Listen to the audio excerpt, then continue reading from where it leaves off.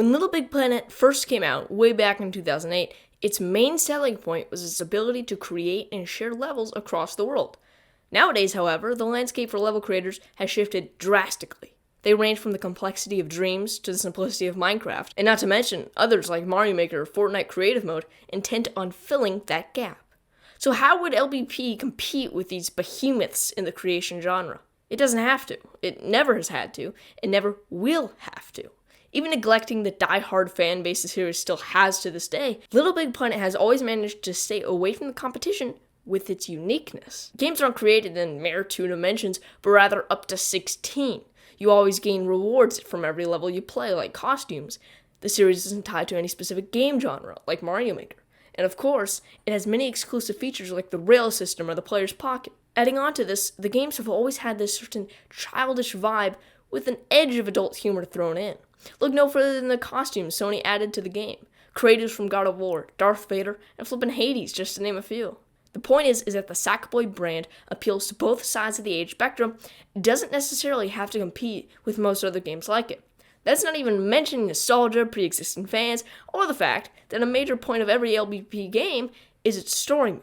So worst case scenario, the creation tool was more of a side feature. Basically, when you combine all this, it becomes pretty obvious that the market isn't saturated with 2.5D level creators, nor LittleBigPlanet.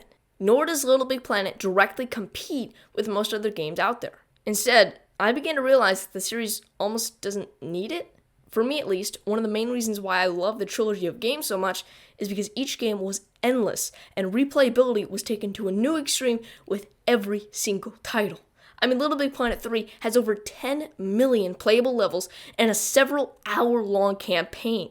So since Sackboy Big Adventure is pretty much guaranteed to not have a create mode, it's really interesting to me how Sumo Digital is going to go about this utter shift in the series formula. Will they decide to add in minigames like I suggested in my final thoughts of the game video? Maybe they'll even include enough content from the get-go to justify it at that $60 price point. If they don't, however, I can only hope that it's a gateway title unto a potential LittleBigPlanet 4. How would this work though? The series basically died after only a few entries, but if you look at the timelines for these games, you might notice how close they came out to each other.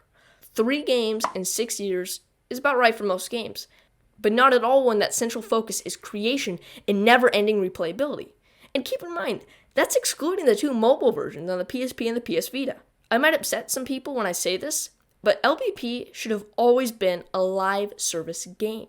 The general concept of live service games fit perfectly with LittleBigPlanet. The way I see it is that Sony could have, and still should, release a new LBP game with a massive focus on the level creation. Then you could sell standalone expansions that would be fully fledged story modes that would also tie into the base game itself, maybe with a few new features, costumes, and characters. If a game came out like this and was titled an LBP Ultimate, let's say, and got constant updates, new standalone expansions, and had a big push towards it, then I believe it could launch Sackboy into a new frontier of popularity. Overall, I believe this format would be the best approach, given how the series has fared in recent years. I'm also probably missing a lot of the pros and cons this idea would offer, so please let me know any that I may have missed. Lastly, do I see this service-based game idea really happening? Not exactly. As I mentioned earlier, I believe that Sackboy Big Adventure is meant to whet fans' appetites before a full-fledged LittleBigPlanet 4, maybe sometime in 2021 or 2022.